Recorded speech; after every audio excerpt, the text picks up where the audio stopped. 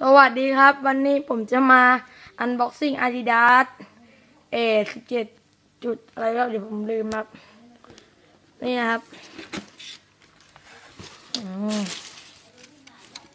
คู่มือนะครับ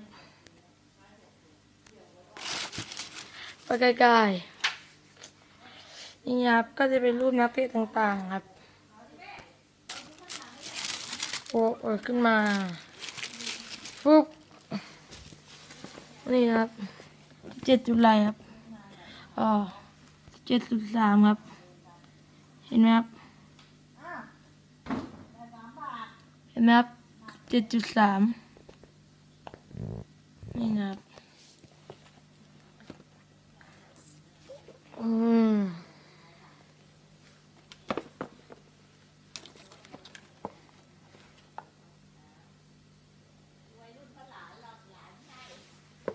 คู่หนึ่ง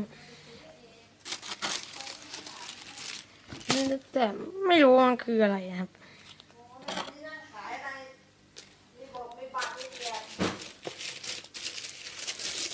เปิดมาก็จะเป็นอีกคู่ครับ